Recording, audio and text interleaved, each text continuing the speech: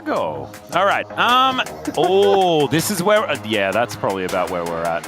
Wait, look at the top left. Oh wait, never mind. It's T1. It's Doran coin. The Doran coin. For some reason, but instead Galio is being considered. That.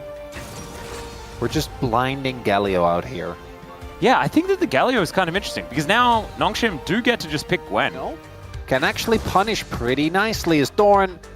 Is that the... I guess the Kruglord thing was the main thing, but I feel like that moment and his Mbessa moment were kind of what started the arc. Fear the Nana. No, it's not happening. It's going to be a Poppy. At least that is the consideration for now, and that'll be locked in. Into Wukong, Gwen, and Kalista, you just got it right. Yeah, and the Corki. I mean, not a lot of, like, the Renata doesn't care. So there we go. That is true.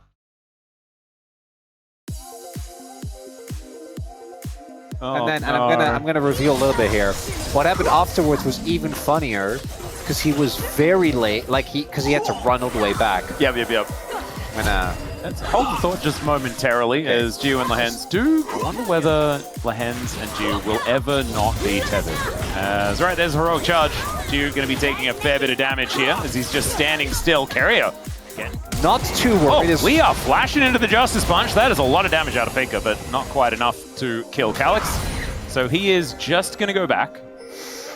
If he didn't have TP, I think that would have been good. What he can actually make of this wave is actually Faker going to get dashed on here. That's a lot of damage. Yeah, no flash available to flash forward. And that is first blood and a solo kill. Very nicely here. That's big for Nongshim because I do think they need laning pressure. It was a big issue for them in the last game. Kingen going a little aggressive here. Does have a lot of angry minions, but there's a Wukong coming over. Doran could be in trouble. Yeah, level 6 available. They are just going to back away. The bottom lane is not backing away, as Jiu is possibly just dead to Keria. My God. Well, did have the bailout. So Kingen with information, but does he have an option? 1 minute the answer is 6. yes. All right, there is level 6 as Doran takes a turret shot. There's some needlework onto Owner as they're still getting underneath here. The flash out of the needlework there from Owner is probably necessary as Lehens comes in. Heroic charge is going to miss. There is the public execution as Doran flashes for it and manages to get the kill onto his opposite number. Now this is possibly just set up for yet another one, but the turret is going to help him out here. I think Lehens is fine. I'm honestly a little disappointed with Kingdom there. I think he took so much free damage going in early. I'm pretty sure, though, I hope we can get to see the vision from his perspective. Lance is really trying to not die, but also keep this wave in a good spot for his top laner, who is in a really rough position. I think he'll be able to. Yeah, possible angle here. Hostile takeover does come through as Carrier and Owner get angry at one another, but it's not going to be a kill. Yeah, game's getting a little silly. It is, and this is continuing to be very silly. Okay, yeah, he's no cyclones necessary, nothing like that. What they're considering is Nongshim do clear out a ward underneath this turret. The flash to try and lock down Jiu as the turret is going to get very angry. He has to use barrier to get him out of the way as Carry has moved over. Dive's cooked. Might be able to, I think, really do a lot to Faker there. Is softening up King in here just a little bit, but the needle is still there. There's a public execution, but Gwen is immune. That is going to be useful here. Still, it's not going to be enough as he tries his best. Have a look at what our second one is going to be. T1 looking at Double Dragon, but I don't know whether they're going to be able to pick it up. As the teleport does come in. Decent little taunt there as Gideon going to have to get himself out after this kill does come through. But Calyx was tanking the turret pretty beautifully there, and the Cyclone going to be able to get Gideon out of there. As Doran comes on over, oh my God, it'd be so much money here if he picks this one up. Yep, 400.5 coming on through for Doran. As now Gideon, he's running, but the Warrior is not really enough of a trickster. And now it's a 3-0-1 Ambessa. That he did. Oh, no, please, split, no. Oh, God, okay. Well, Gwen is going to try and escape, as the needlework is going to slow down Faker here. He flashes and dashes, but Carrier is still just walking after him. The slows come on through, and the taunt will be enough to finish him off. There is definitely enough CC. There you go. It is. Did you know? No, I didn't. Oh, As Lehens is going to ult flash. The hostile takeover does come on through, but Doran is going to eat that with the ulti. Lehens likely to just go down here, unfortunately, and he will. Owner now looking for some opportunities. There are flashes coming out of absolutely everyone. Owner has just exploded though. As the Cyclone comes on in, they are diving these turrets and they're going to be successful. We take another look at this fight.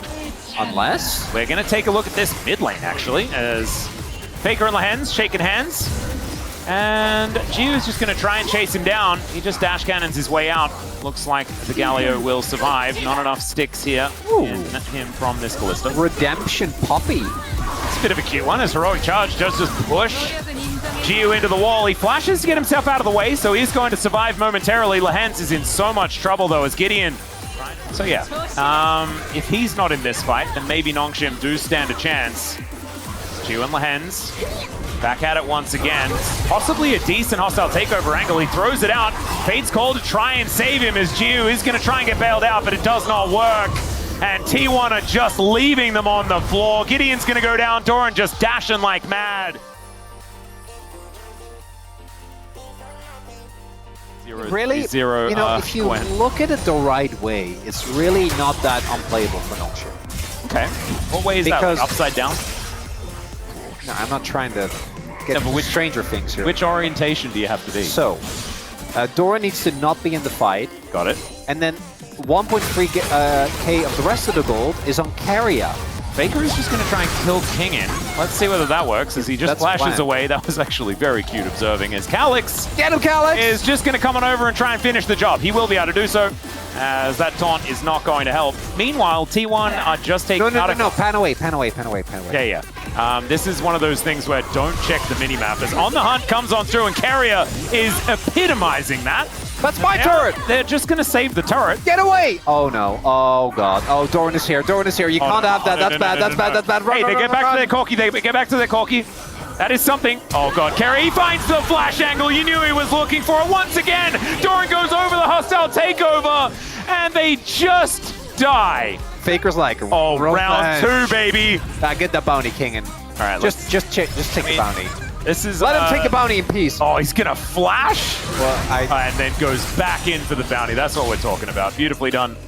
I mean, so that doesn't help that case. Well, Doran has decided he's going to kill Jiu, and he might just be able to do that as he does dash on in. There is going to be the bailout as into the backline goes Keria. The Cyclone does nothing. It's a double kill for Doran.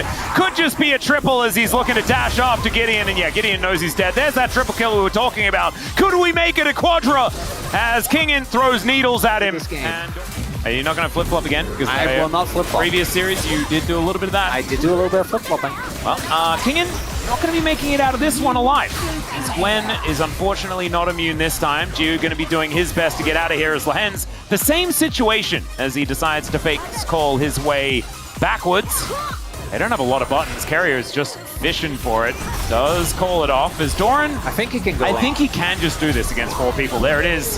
Public Execution is going to connect as he's looking for that backline, dashing everywhere. That is going to be a big shutdown to Jiu, though, as that Keria vote looking better and better. Also manages to kill Gumayushi on the back end of the play. That's not some DRX trivia. Yeah, the term has changed. Get with the times. Whoa. Keria a little bit regretful of the whole scenario. It gets hostile takeover. I haven't even talked about the fact that Ocean Soul was taken at some point during it's fine. As Kingin going to carry a circle forward here. Public Execution once again finds the back line as Jiu able to dance his way out of the way of Faker, but not the taunt as he gets the Justice Punch. Jiu going to get that bailout, but immediately that one's going to exit. The Corki tries to play the video game, and Poppy says no. It's a triple kill for Gumayushi, and T1 going to use his Baron to just finish off this series. A swift, decisive 2-0. Some happy gaming in amongst it. But look, you can't deny it. This team is just looking too good. Only Genji capable of winning.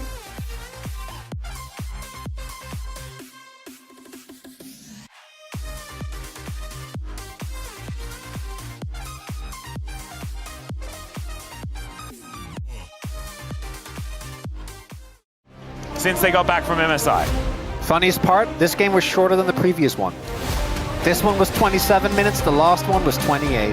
Well, there you go. They felt very similar in length, but I was wrong. Lions gave him the pat. All teammates as highlighted. And T1, yet again showing we are a 2-team region. as they qualify to the playoffs.